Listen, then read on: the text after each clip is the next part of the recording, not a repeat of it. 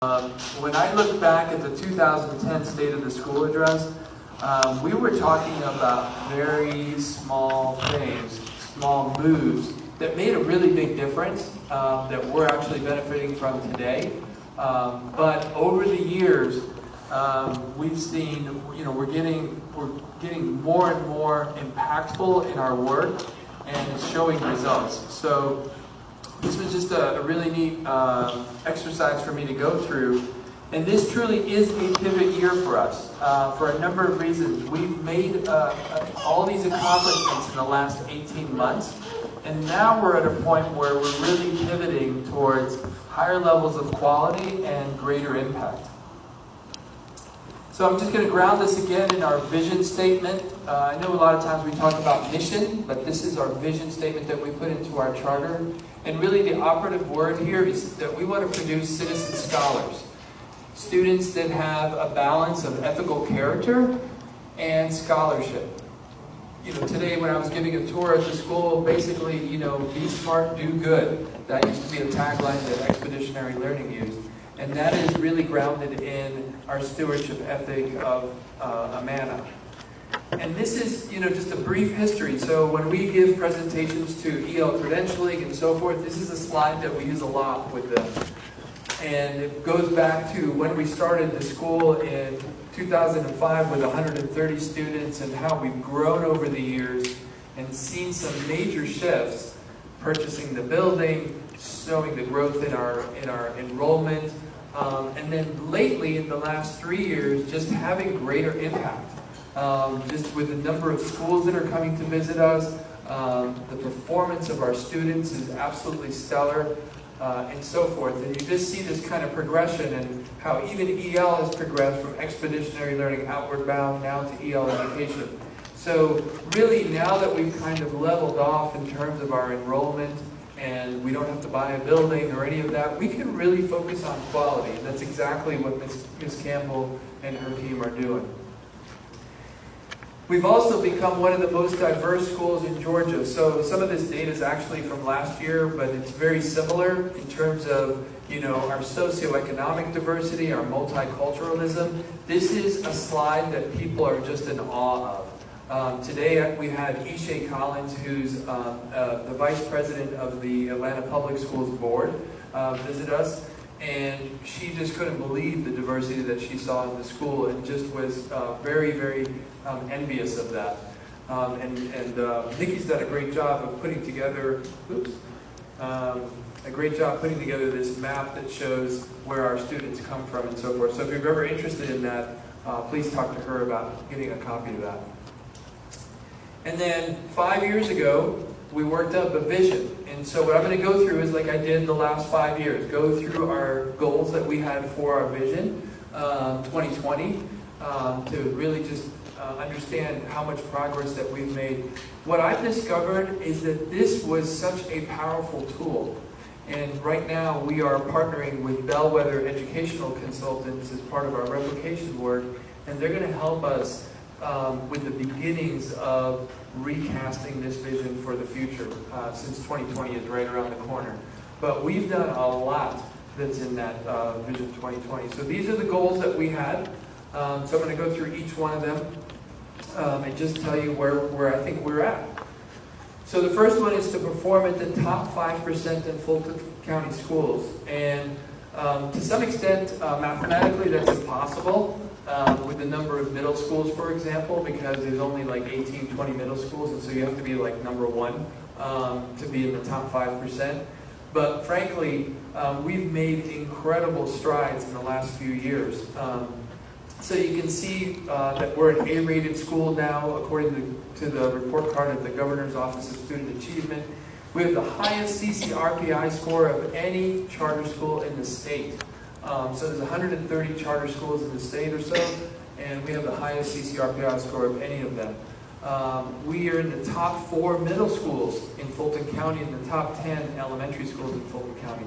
And when you look at the level that those schools are performing at and their lack of diversity, this is really an amazing and impressive achievement. And the thing that Charisse always reminds us of is what we really need to be proud of is right here, is the academic growth number. That regardless of where you start, how much do you grow from the start of the year to the end of the year, we're at greater than 95% of students across the state. That's combined elementary and middle school. In middle school, it's 99%. So one of the things here, if you look at last year's presentation versus this year's presentation, the big news is elementary school and the big gain that's happened in elementary school. So now the two schools are at parity basically, and they're all performing at a very high level. And then you can see our scores creeping up over the years. And you see that to some extent as well with Fulton County, and then the state pretty much staying flat. So now really the focus is, from an academic perspective, on proficiency. So, you know, the bodacious goal that Sharice has set is 80% proficiency, and 15-point gain in 1 year last year. So we're getting closer and closer to that goal, which is incredibly impressive. We also wanted to achieve EL credentialing and STEM certification. That's one of the goals that we had in the 2020 vision, and sure enough, done and done. We were able to do both of those just in the last 2 years, and so this has been an incredible achievement with the number of schools that actually have achieved STEM certification, and EL credentialing is a very small number. STEM certification now is up to 60 schools in Georgia, and EL is what, 13? Is it 13? I think it's 13. 3-0? Okay, 3-0 out of 160 schools. So, so we're part of an elite group of schools that's been able to achieve that.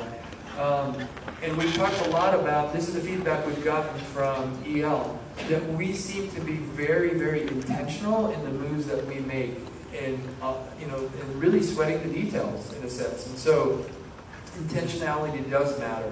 And we continue to get awards and recognition, for example, just recently from the Technology Association of Georgia for our STEM Day activities that we had last year. So now really the focus is on focusing on fidelity and implementation. So the EL model is, you know, 3 different dimensions of achievement. And if you go to our work plan in the main hall, you'll see what our plan is for all 3 of those dimensions. And so just today, in fact, Ms. Campbell was meeting with the instructional leadership team and Expeditionary Learning's regional director and our school designer to go over the mid-year review for EL. It's great to have a third party evaluating whether we're implementing the model with integrity. The third goal was around bridging the facilities funding gap. And this is a huge one, right? It's $750,000 a year that we have to spend on our facility that the neighborhood schools do not have to spend. We have secured, we've been smart about, for example, getting a new cafeteria floor in a bartering type agreement with, you know, the guy that's the gentleman who is building the townhomes next door. So he was able to donate the bulk of the money here, in addition to what parents had donated previously.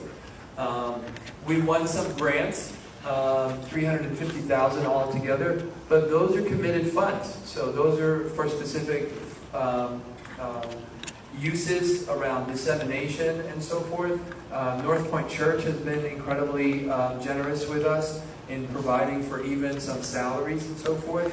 So I think we've done a fantastic job with grants, and kudos to Nikki and Sharice and other people that have been involved in this. But there's still a huge gap. And remember that these are committed funds, so we can't just like use them for general operating expenses. So this is still a big challenge for us.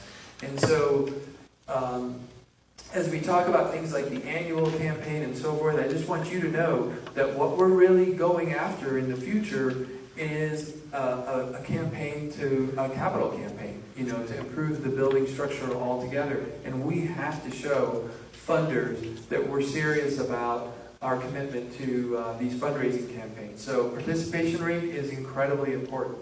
If you look over to the right and just see, you know, what our financial efficiency rating is, it's a 4-star rating. That's the 3rd best in all of Fulton County schools in terms of how efficient we are with dollars. If you look at the district, you know how much they're spending on students, $10,800 versus our $9,500 per student. We're more efficient than the district. And so we are squeezing this lemon as best as we can and trying to get as much out of it. Our budget is about $7+ million a year. It's been that for the last couple of years. And we've also made incredible strides in terms of just how we're managing our funds.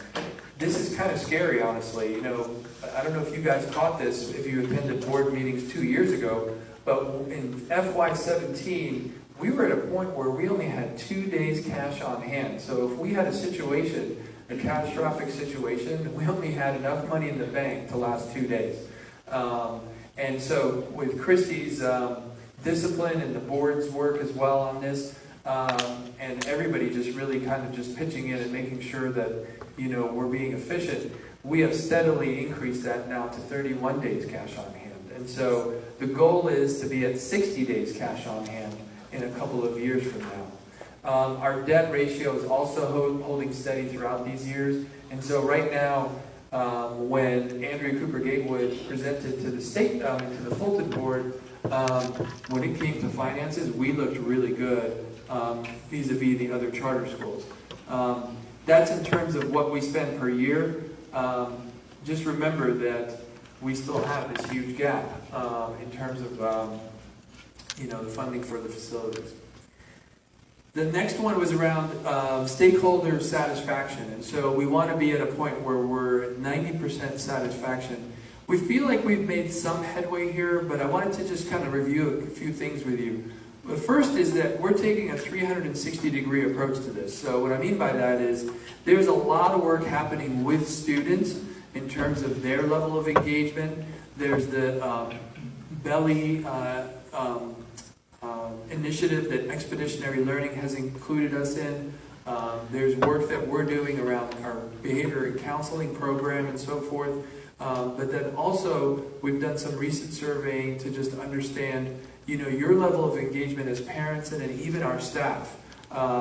So the parent survey was done at the end of December into January, and there were 3 particular questions that we were very much interested in hearing what your responses were. So the first was, Amana always delivers on its promises.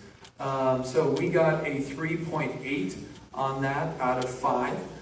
So clearly we've got some work to do there. I feel proud to be an Amana parent, so that was 4.2, so that came out pretty strong, I think. And then Amana is a perfect school for my child, and that came right at 4 out of 5. So I think that's actually a great starting point. These are 3 questions that come from Gallup. They've done a lot of work around customer engagement and parent engagement in schools. And in particular, these are the 3 questions out of all their research says these are the most actionable questions in terms of the feedback that you're going to get. We also got a lot of anecdotal feedback and a lot of written, open response type questions and so forth, and some great feedback. There's some people that absolutely do not trust us at all, and they're giving us that feedback and being very open about it. And so at a later time, at a board meeting, I definitely want to share some of that so that those people know that we really do read those responses and we really do try to take action on those. So I don't mind honesty and constructive criticism, but there were some people that are just not happy at all. So I don't know. I don't know how we can help that so much. But the other thing that I wanted to share with you is what we're doing around employees. So we issued a survey just yesterday, and there was 37 out of all the teachers who responded to this. And so this is I picked out one slide out of all of it because this really was important, I think, for us to look at. And it says, my associates or fellow employees are committed to doing quality work. Okay? To me, that's a leading indicator of the type of school that we want to aspire to. And so when I add strongly agrees and agrees, what is called a top 2 box score, you get a 95% on that either people agree or strongly agree with that statement. That is very strong. I mean, that's a great starting place to start off with. And so, from a school climate perspective, we've made some headway. You know, last year, the year before, we were 3 stars. Now we're 4 stars. But we're going to stay focused on this word engagement, because engagement goes beyond just satisfaction, and really speaks to involvement and a lot of other things. So, if you're interested in this data, we're going to go into it a lot more detail in March at the March board meeting. 5th thing was we want to become an integral, well-regarded local institution. And this picture is coming from a work session that we did with LexisNexis. LexisNexis invited a number of nonprofits to come in and basically get free advice for a half a day on a specific topic that they wanted addressed. And so there were 8 different nonprofits that were there, and we were thrilled to be a part of this. And so what's happening is that from an awareness perspective and just positive impressions about Amana, the agencies around us really do have positive impressions about Amana. I hear that all the time, whether it's the Chamber of Commerce or some of these companies and so forth. We've also created much more meaningful partnerships. So our partnership with North Point Community Church is obviously the crown jewel, and we're only one of, I think, 4 partners that they put at that top kind of level. And so what we've learned from them is that it's better to be partnered with just a few organizations than a number of different organizations. So for example, later this month, we're partnering again with Kimberly-Clark. Kimberly-Clark is going to be bringing in a number of engineers through their Society of Women's Engineers to work with our students, and so to actually do lessons around engineering and innovation and so forth. And so we just want to go deeper with those relationships versus adding a bunch of new relationships. And then lastly, expanding our impact and growing. So one of the, really exciting ways that we are having impact is through these STEM Venture Days. This is when we can really show off our expeditionary learning approach and STEM. And then we're also, one of the grants that we won is a dissemination grant where we're working directly with Chattahoochee Hills, which is a South Fulton charter school, and then also Hollis Innovation Academy in Atlanta Public Schools. That's been a very good relationship for us, and we've really benefited from that grant. That grant paid for everybody that went to the Expeditionary Learning National Conference. So that didn't come out of our budget, that was completely paid for through that grant. So we're definitely, we're doing, Georgia Charter Schools Association has their conference at the end of this week. Patty Atkinson is going to be presenting on culture and character there. We're really out in the community, in the educational community, having impact.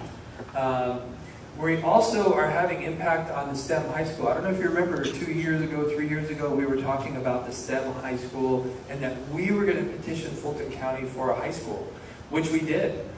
We actually submitted a petition, but there was a leadership change that happened at Fulton County, and in that process, we learned that Fulton County was going to convert the old Milton High School into a STEM high school. And at the time, they were focused on IT, medical, and mechatronics. And then now they have a new leadership structure and a new focus, and it's going to be on design thinking. And design thinking is a lot like what we do at Amana Academy. And so it's really amazing. We were looking at the framework for what they're going to establish, and it looks a lot like what we had in our charter petition. And I can't tell you how pleased we are to think that our students will be able to go there and kind of continue the type of work that they're doing. At some point, we definitely want to establish a pre-K. This is really just a funding issue. We just need the funding for the renovation to happen. And we did apply for a grant this year. Christina Lennon informed us of a really neat organization called Ribbons of Hope. It's 100 retired women in Georgia who give a $100,000 grant to an organization every year. So hopefully that we'll win something in the future to where we can do the pre-K, and then replicating into a network, converting into a CMO. We are actively, in particular myself and a couple of other people are really working hard to evaluate location in West Atlanta for our first replica. And hopefully we'll become a network of schools of 3 to 5 charter schools in Metro Atlanta. Okay, just some honorable mentions.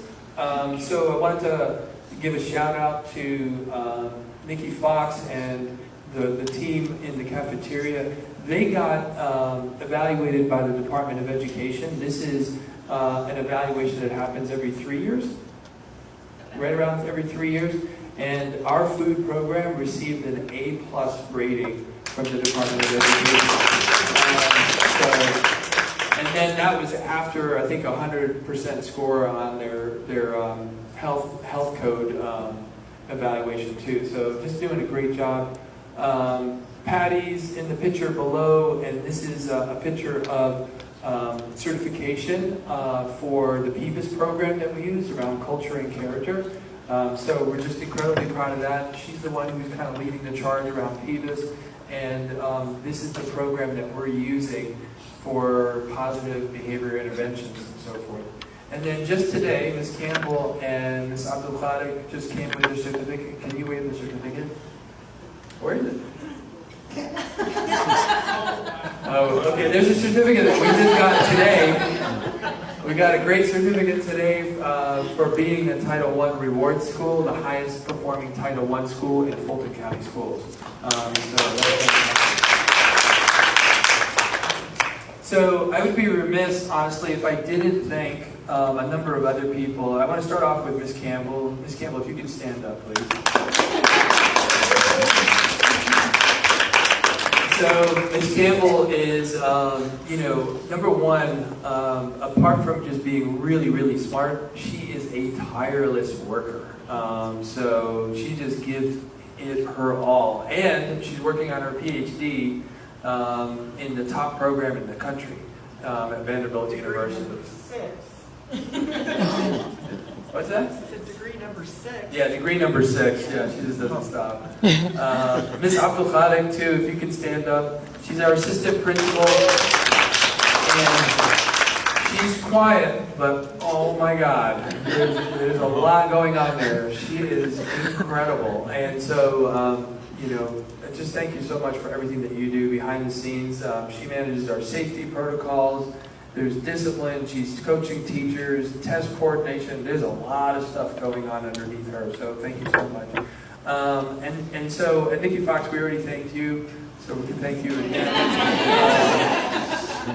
And then Samira Omar, who's jumped in as the parent liaison this year. And so thank you so much for everything that you do.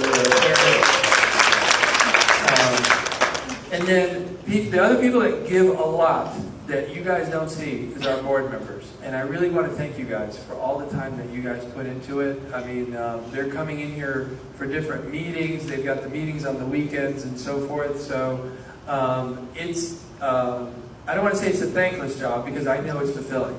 I do know it's fulfilling. But it's a lot of work, and people give a ton of their time. So thank you guys very much for the work that you guys do. And then our parent, leaders. And so I know. Don't make fun of me because we're thanking everybody. But honestly, we do need to thank each other. We don't do enough of that. So Stacy and Kira for your leadership and your entire officer group. Thank you so much. All right. Now, we're going to talk about Amana Proud. So there's a lot to be proud of at Amana.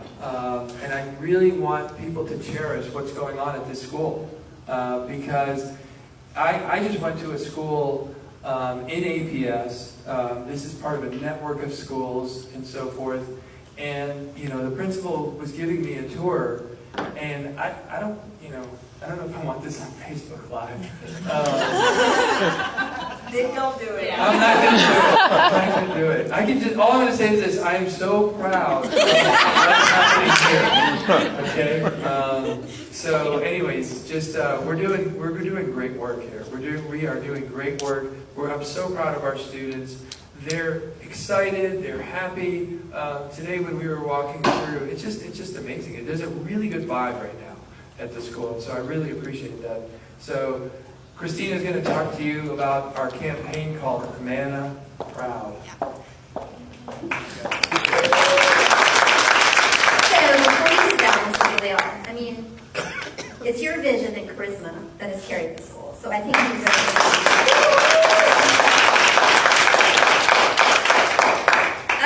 I am more commonly known as Charlotte and Henry's mother. We have a kindergartner and a fifth grader here. And 6 years ago when we were shopping schools, it was very intentional that we chose Amana. It was a very intentional decision. I think we thought more about where we were going to send Henry to kindergarten than either of us did where we were going to college. And when we chose Amana, we knew that it was a charter school and that meant that we needed to be more involved as parents. What I didn't know is that I'd have such a sense of community in this school, right? That we are raising our children together. And so, besides my religious institution, there is no other organization, that has such a profound impact on my family. Not just my kids, but my entire family as this organization, right? And so I take this annual fund like super seriously because it is important to me to demonstrate to my family, to the faculty at the school, that I'm all in, right? And I realize that there is a $1,000 gap for my kid to come here, right? That nobody's paying for. And if you enjoy the lights and the heat in this lovely cafeteria, don't thank Fulton County, all right? Because they didn't provide it. We come up with that funding on our own. And so for the last 6 years, you have heard me talk about raising money. But I want you to think about what this school would look like if that gap was filled for every child, right? What would this school look like if we had an extra $750,000 to spend on the facility? I'll tell you, I don't think there'd be 3 buckets in the back hall collecting raindrops, right? And I think our lobby would probably already look amazing. And part of the reason I love this school is that we are scrappy, right? We are a bunch of scrappy, optimistic people that have the audacity to think that we can do this, right? And I love that. I love being part of that community. But there are times when scrappy just doesn't get it done, right? We need a new roof.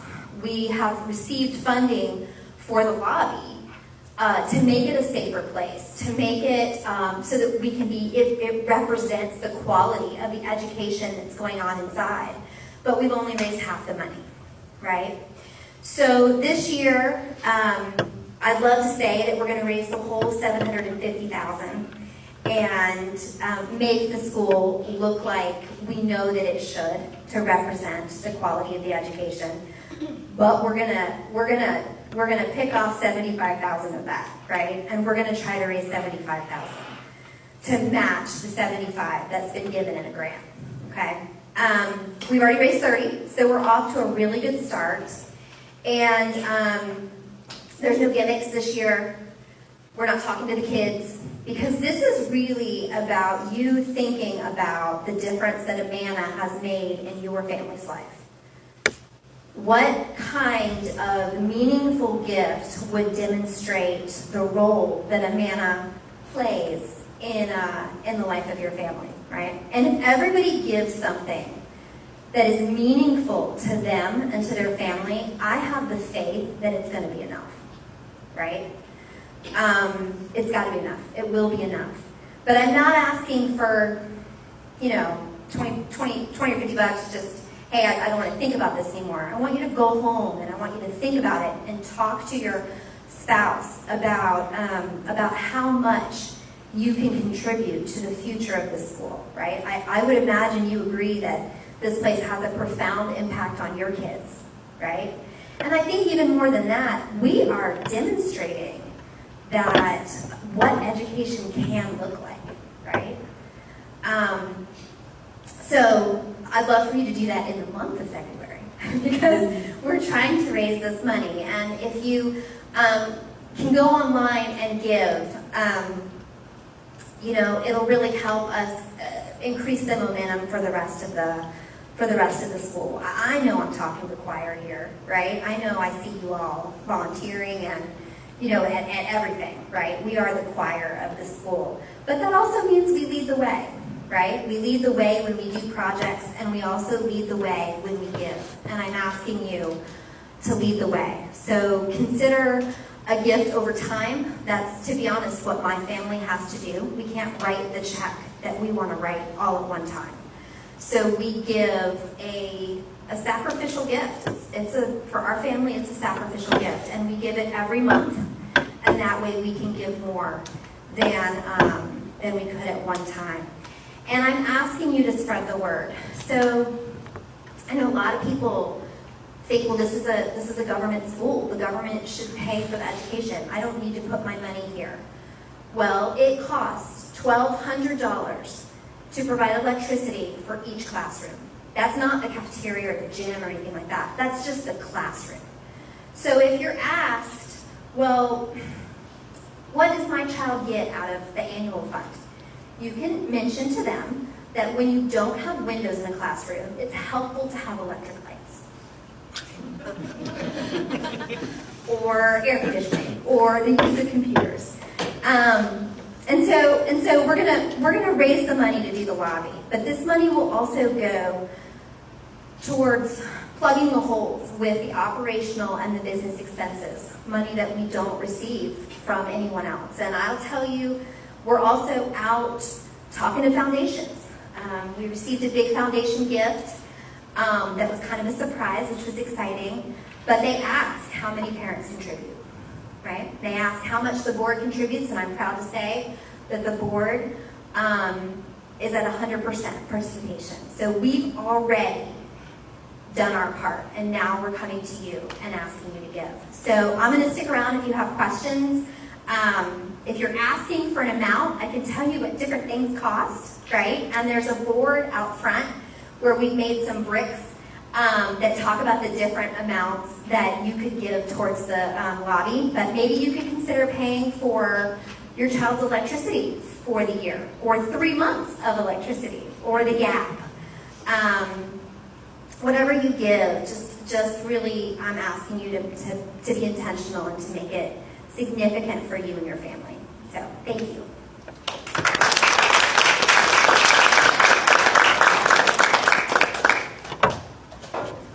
I can see it.